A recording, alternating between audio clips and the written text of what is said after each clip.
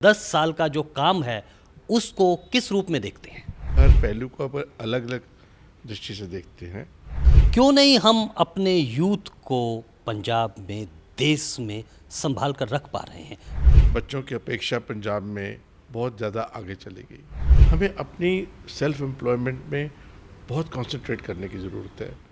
मोदी सरकार के काबीना मंत्री हैं, वो कहते हैं कि सरकार नौकरियां नहीं दे सकती, और न केवल देश की बल्कि पूरे विश्व की सरकारें। मेरे मन से अगर कहें कि हम गवर्नमेंट में सबको एम्प्लॉयमेंट दे सकते हैं तो वो is a tall promise. Market में जाते हो, एक मजदूर लेके आते हो, आप उसको 600 रुपया 700 रुपया दिहाड़ी देते हो। वो जो 700 रुपये की कीमत है वो उसके परिश्रम की कीमत है, उसकी मेहनत की कीमत है, उसकी बॉडी की कीमत।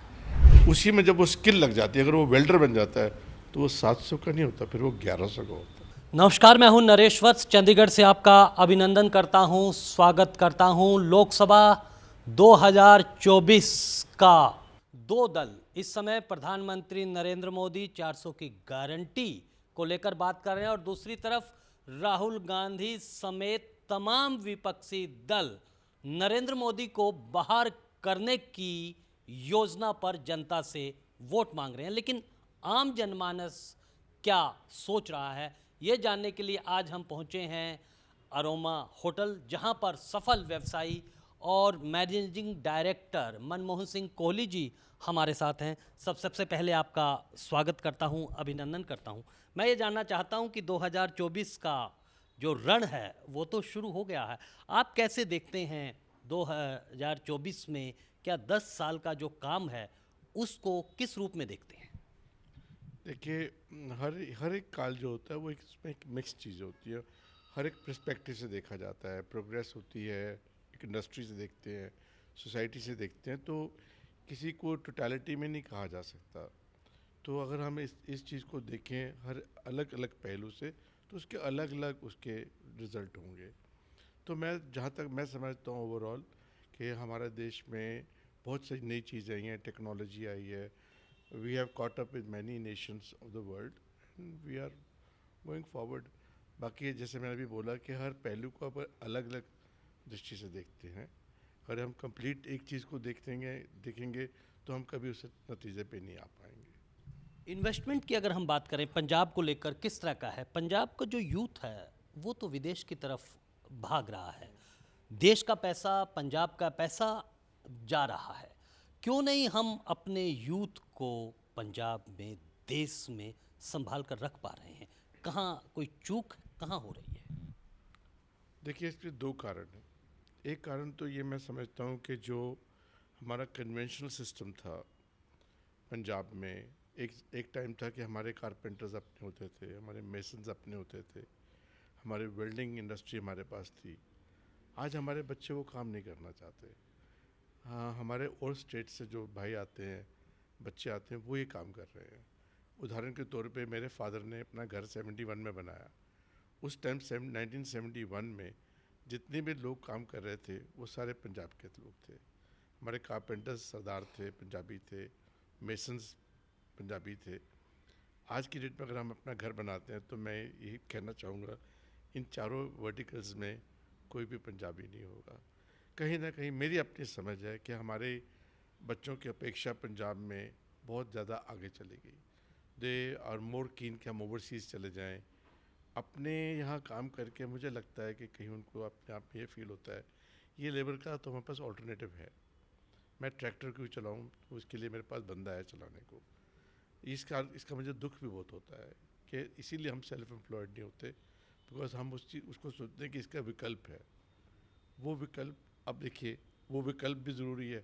हमारे देश में इतने लोग हैं, अगर पंजाब नहीं होगा, हरियाणा नहीं होगा, या लेट्स से नॉर्दर्न इंडिया नहीं होगा, तो सेंट्रल इंडिया की जो इतनी मास पॉपुलेशन है वो कहाँ काम करेगी। आप मेरे साथ चले, हम किसी भी जगह पहुँचता हूँ, मेरे को तो जितने लोग जाते, मैं उनसे पहले पूछता हूँ बेटा कहाँ से हो। मुझे कल ही किसी ने बोला मैं अमेठी से हूँ, तो मैं बड़ा मुस्कुराया। तो वो ये जो कबाड़ी होते हैं यूज़ सामान इकट्ठा करते, मैंने कहा अमित तुम्हारा नाम, तो बोला जी अनिल। तो मैंने बोला कहाँ से हो, कहता अमेठी से हूँ। तो मैं उसको हंस के बोला फिर अमेठी में आपकी क्या होगा। तो सो ऑन, ये आज कुछ घंटे पहले की बात है। तो हमारा तो जो प्रदेश है वो और कंट्री और सूबों के लिए वो फॉरेन कंट्री है, हमारे बच्चों के लिए फॉरेन कंट्री बाहर है। तो यहाँ ये बात मैं खुशी से प्रसन्नता से नहीं कह रहा, मैं दुख से कह रहा हूँ कि हम लोग के बच्चे अपना काम करने में कहीं ना कहीं संकोच करते हैं। जहाँ तक दूसरा पहले वो भी मैं बात करता हूँ, जो हमारा एक मन में हमेशा सरकारी नौकरी की बात आती है, मेरे सच्ची मन से वो ठीक बात नहीं है। सरकार कभी भी इतने सारे लोगों को नौकरी नहीं दे सकती। हमें अपनी सेल्फ एम्प्लॉयमेंट में बहुत कंसंट्रेट करने की ज़रूरत है, वही रियलिटी है। कोई सरकार आ जाए, ये है, कोई और आए, कोई और आए, nobody can guarantee you 100% employment. It is not possible. They can create opportunities for employment, but they cannot create employment. हमारा चाहे सरकार है या समाज है, वो अपॉर्चुनिटीज़ क्रिएट करती है। अब मैं एक व्यवसाय खोलता हूँ, कम से कम मुझे 10-15 बंदे वहाँ चाहिए होंगे। हम उनको प्रमोट करेंगे तो एम्प्लॉयमेंट प्रमोट होगी। अगर हर आदमी, हर व्यक्ति ये सोचे कि जो सरकारी नौकरी मिल जाए, तो कोई भी उसको प्रॉमिस नहीं कर सकता, मोदी साहब हो या कोई हो। हाँ, जहाँ हमको काम करना चाहिए या जहाँ मान लीजिए काम हो रहा है, हो भी रहा होगा, वो ये है कि how do we create our economy which for example, आज हम एक मैकडोनल्ड खोलते हैं, एक KFC खोलते हैं, एक इंडियन चेन का रेस्टोरेंट, एक बीकानेरी खोलते हैं, चलिए हल्दीराम खोलते हैं। आप जानते हैं हल्दीराम में कितने लोग काम करते हैं। अगर मेरा बस चले तो मैं हल्दीराम को लाऊं, मैं मैकडोनल्ड को लाऊं, वो एम्प्लॉयमेंट तो ऑटोमेटिकली क्रिएट होगी। लेकिन मैं एक सवाल आपसे जानना चाहता हूँ, तेजस्वी यादव बहुत जोरदार तरीके से कह रहे हैं कि हमने नौकरियां दी, हम दे सकते हैं। राहुल गांधी भी अब जो अपनी गारंटी दे रहे हैं उसमें नौकरियों की बात कर रहे हैं। लेकिन जो मोदी सरकार के काबीना मंत्री हैं वो कहते हैं कि सरकार नौकरियां नहीं दे सकती, और न केवल देश की बल्कि पूरे विश्व की सरकारें।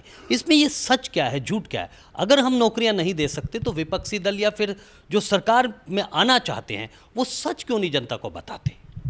देखिए, मैं एक बात पहले आपसे माफ़ी मांगना चाहता हूँ।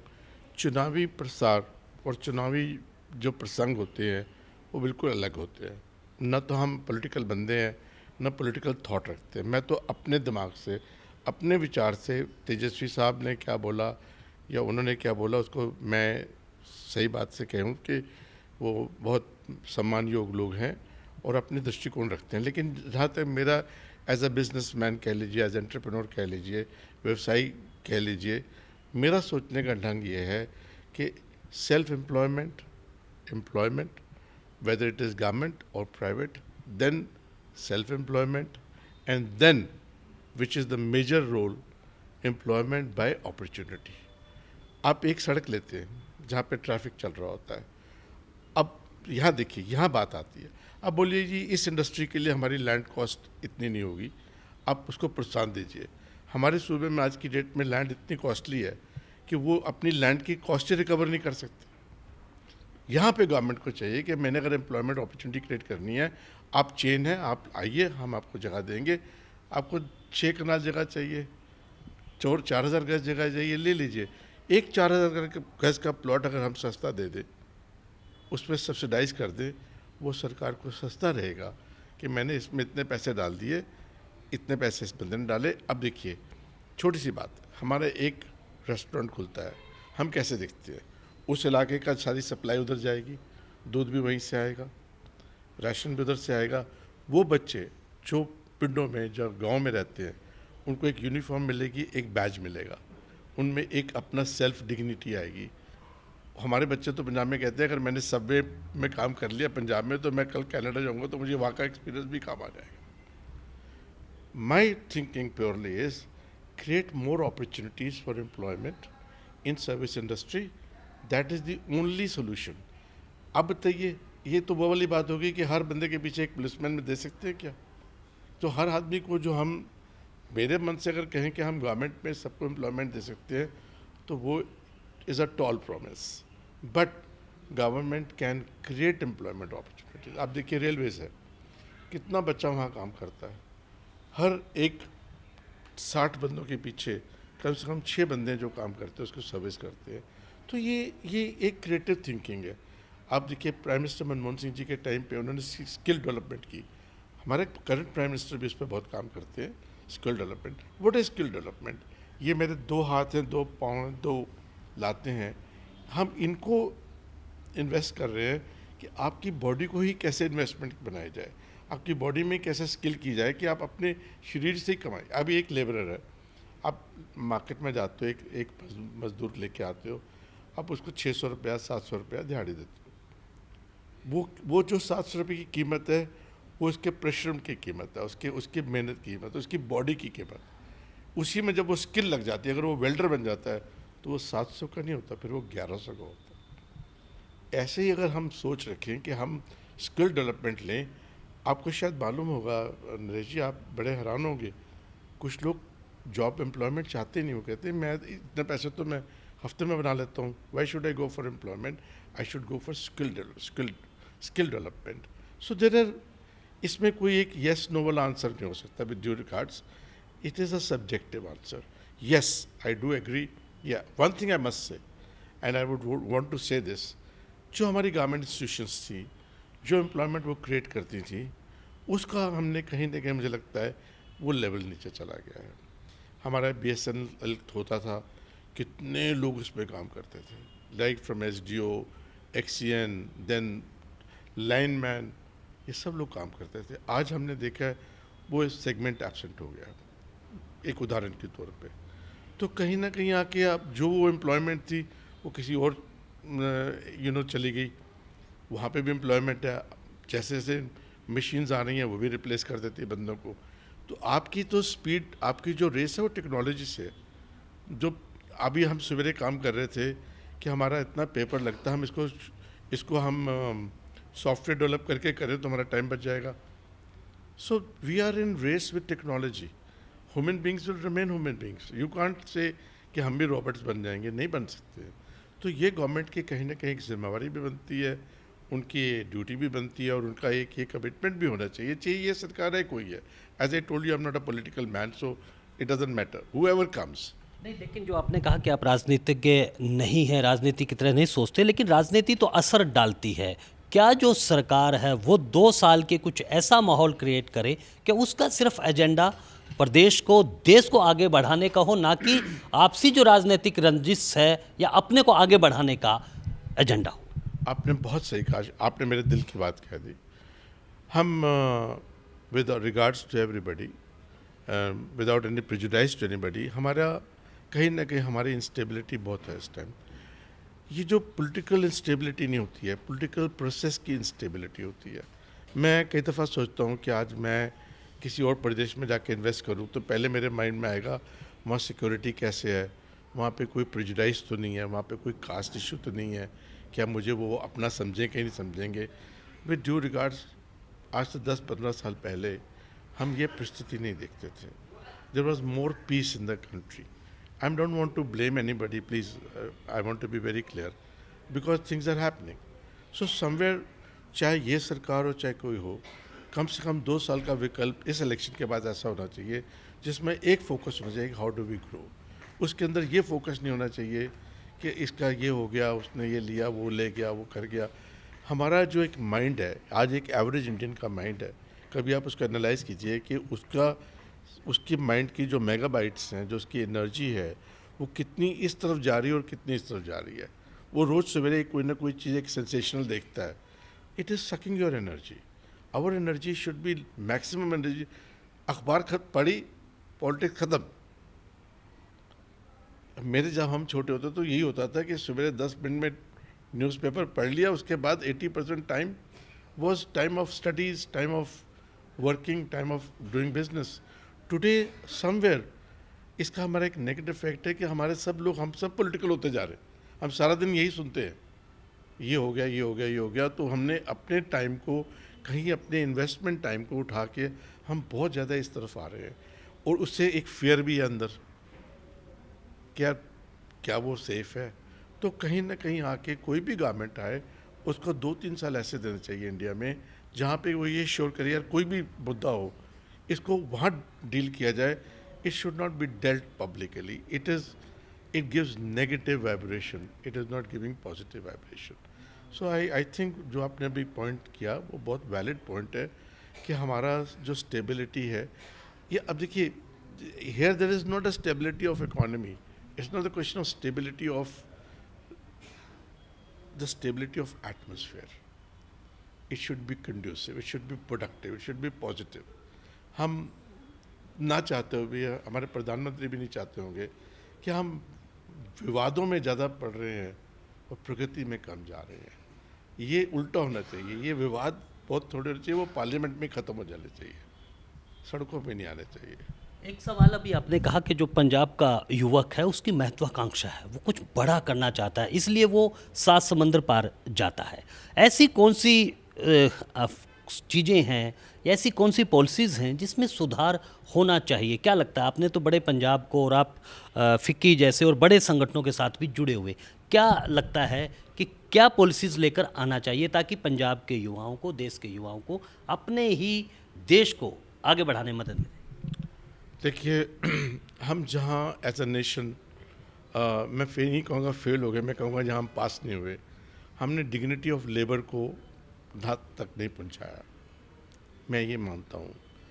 आज की डेट में हमारा कोई बंदा ड्राइवर नहीं बनना चाहता, वो लेबरर नहीं बनना चाहता, वो अपने गांव में अपने खेत में ट्रैक्टर भी नहीं चलाना चाहता। ये ट्रुथ है, ये सच है।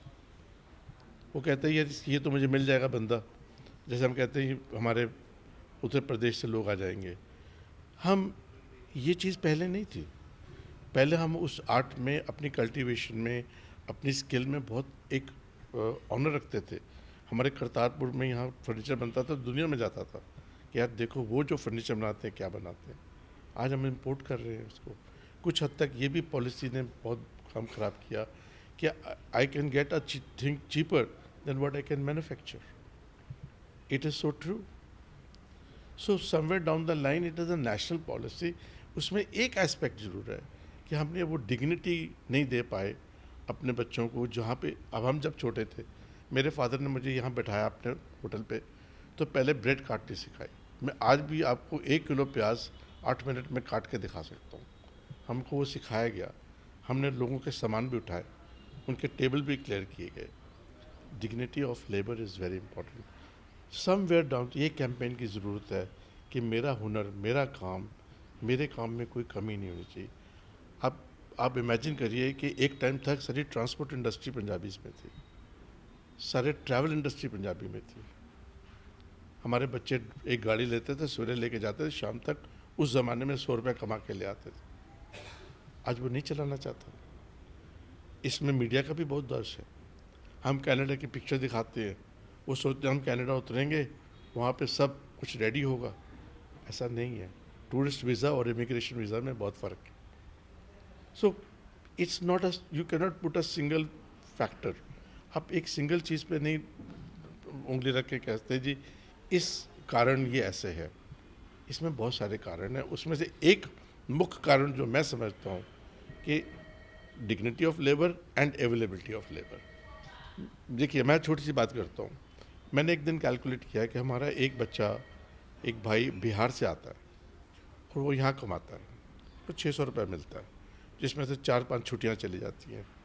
औसतन उसको क्या मिलता है? मैं उसकी 24 दिन की तनख्वाह लगाता हूँ। 6 चौके 24, फिर 14-15 हज़ार रुपये उसको मिलता है, जिसमें उसको घर भी आना जाना है, अपने कमरे का किराया भी देना है, रोटी भी खानी है। इसका मतलब उसको नेट 10,000 मिला।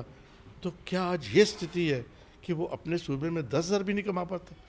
That means divide 10,000 by 25, what is he getting? 200 rupees a day.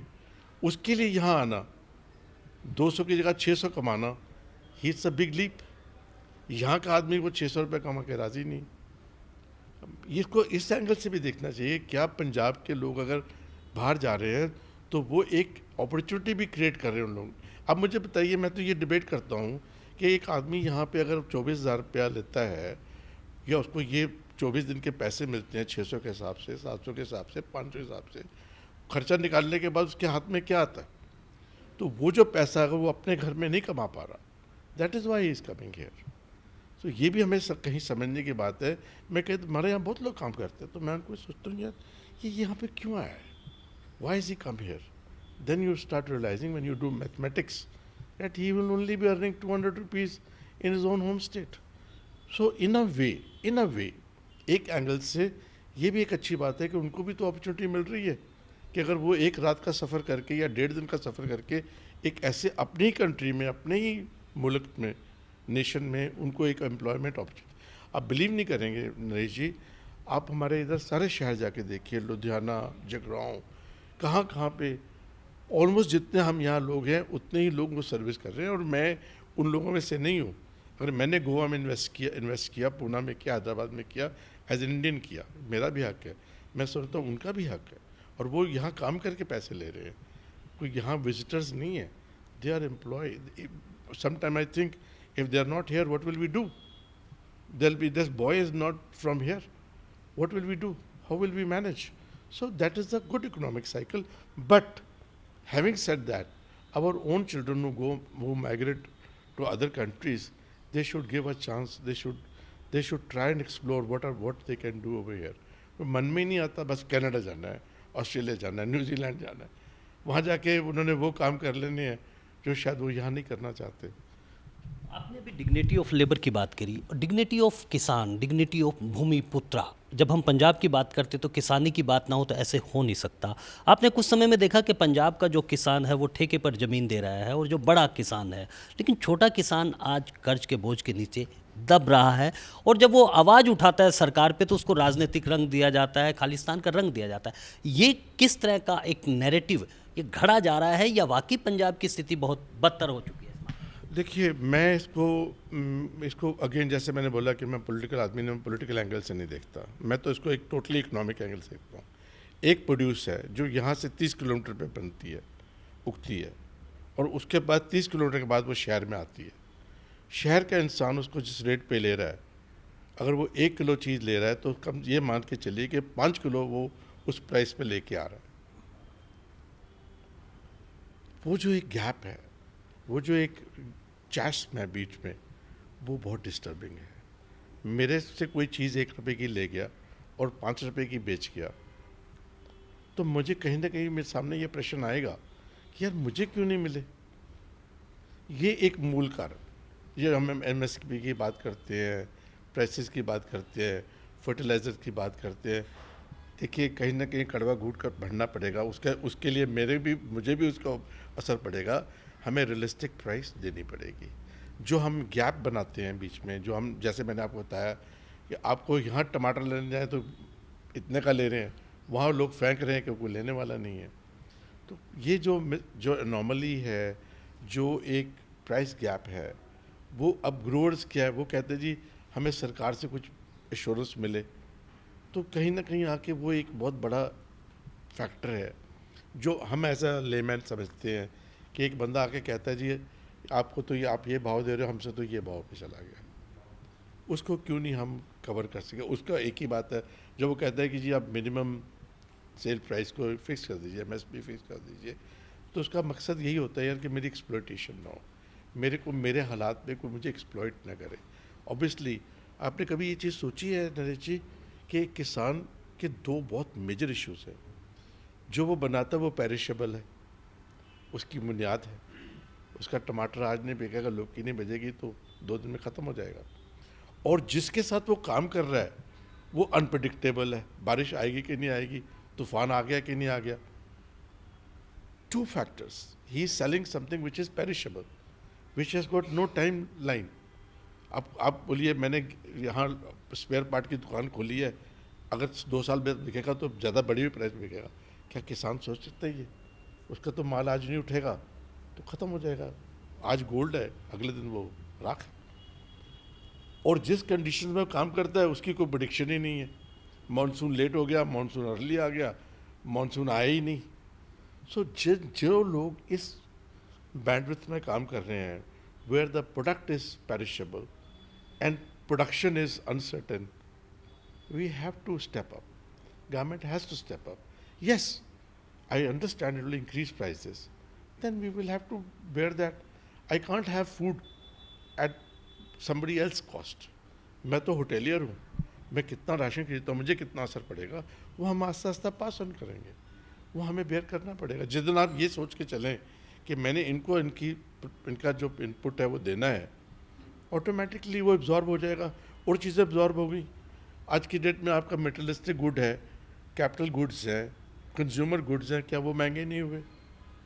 कहाँ पे आप 1 रुपये की चीज़ लेते हो तो आप 7 रुपये की लेते हो।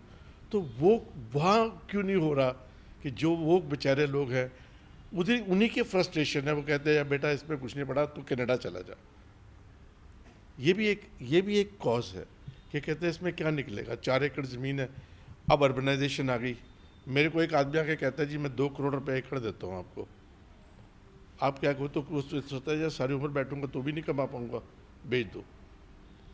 बेचने के बाद वो वेला हो जाता है, he has nothing to do, he becomes totally useless.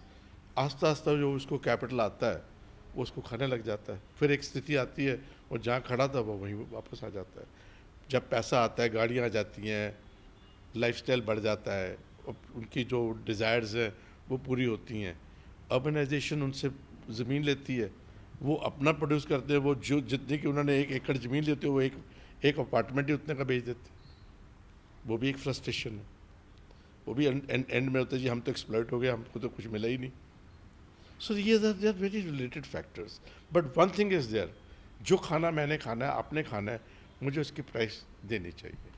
आपने एक फ्रस्ट्रेशन शब्द का यूज़ किया और ये फ्रस्ट्रेशन आ रहा है समाज हिस्सों में। एक है जो बहुत पैसे वाले लोग हैं और ये अमीर गरीब की बात होती है, एक लाभार्थी है जिसको सरकार मुफ्त राशन दे रही है, वो काम कर रहा है, लेकिन एक वर्ग जो है वो पुरुषार्थ करने की जो भावना है वो कहीं न कहीं मिसिंग हो रही है। मेंटल हेल्थ एक बड़ा इशू है, बड़ा पाने की इच्छा होना एक अलग बात है, लेकिन उसको कैसे पाया जाए ये दूसरी महत्वपूर्ण बात है। पुरुषार्थ को लेकर उद्योग जगत में या आम जो लगा उसमें किस तरह से पीछे जा रहा है और सरकार उसमें क्या कर सकती है? देखिए, मैं एक बात से बिल्कुल सहमत नहीं हूँ। अब मेरा पर्सनल दृष्टिकोण है कि जो हम, एक कहावत है कि किसी को मच्छी पकड़ना सिखाओ, मच्छी खिलाना न सिखाओ। जो हम अनाज देते हैं मेरे हिसाब से उसमें उसकी डिग्निटी पे भी कॉम्प्रोमाइज़ है। अगेन हमें कोई ना कोई काम लेना, जो हम मनरेगा था या और स्कीम्स थी, उसमें एक ये था कि उसमें वो कहते थे ना हुनर से रोज़गार। मेरी डिग्निटी थी, मैंने कुछ काम किया, मैंने देखा है मनरेगा वाले लोग काम करते हैं, बुज़ुर्ग लोग होते हैं, क्या करते हैं 10 बाल्टी उठा के मिट्टी उठा दी, लेकिन शाम को जब वो अपने पैसे लेता है उस स्कीम में तो उसको ये तहत मैंने कुछ काम किया है। किसी भी नेशन में, ये मेरा अपना पर्सनल पर्सपेक्टिव है, जब हम फ्री कुछ देते हैं तो कहीं ना कहीं हम उसके अंदर जो एक एंटरप्राइज है वो ख़त्म कर रहे हैं, उसकी डिग्निटी भी ख़त्म हो रही है। मैं तो अपील करूँगा इस गवर्नमेंट को भी और आने वाले को भी कि ये जो चीज़ है हम कहीं ना कहीं उससे चाहे 10 पैसे का काम ले लें और 1 रुपया दे दें, लेकिन उसको उसके अंदर एक इक्वेशन होनी चाहिए। वो इक्वेशन शायद इक्वल ना हो, अनइक्वल हो, लेकिन उसके अंदर ये भावना नहीं आनी चाहिए। ये तो वही वाली बात होगी कि हमारे घर में कोई बुज़ुर्ग होता है, वो कहता है चलो मुझे लॉ में कपड़े तय लगा देता हूँ कि मैं रोटी खा रहा हूँ तो मैं कुछ तो करूँ। इस स्कीम के लिए मेरे मन में ये है कि हमें ये ज़रूर, लेकिन इसका रूप बदलना चाहिए।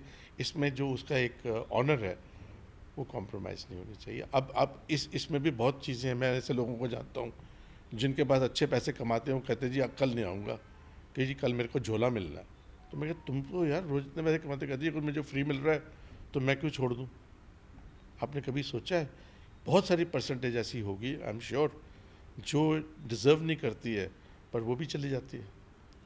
तो कहाँ इसका जो एक लाभ है, शायद पॉलिटिकली कोई इसमें बात हो तो मैं नहीं कह सकता, लेकिन जहाँ तक मैं समझता हूँ कि ये जो चीज़ है इसमें हमारी कहीं ना कहीं उसकी भागीदारी होनी चाहिए।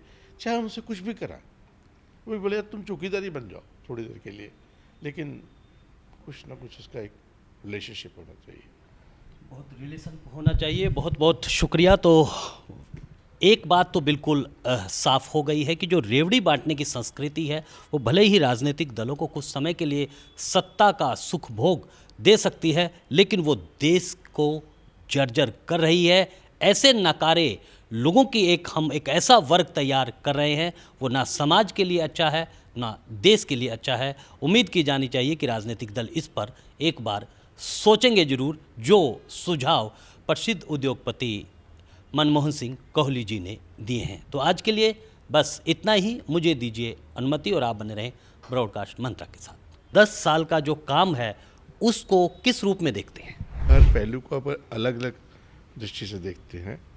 क्यों नहीं हम अपने यूथ को पंजाब में, देश में संभाल कर रख पा रहे हैं? बच्चों की अपेक्षा पंजाब में बहुत ज़्यादा आगे चली गई। हमें अपनी सेल्फ एम्प्लॉयमेंट में बहुत कंसंट्रेट करने की ज़रूरत है। मोदी सरकार के काबीना मंत्री हैं, वो कहते हैं कि सरकार नौकरियां नहीं दे सकती, और न केवल देश की बल्कि पूरे विश्व की सरकारें। मेरे मन से अगर कहें कि हम गवर्नमेंट में सबको एम्प्लॉयमेंट दे सकते हैं तो वो इज़ अ टॉल प्रॉमिस।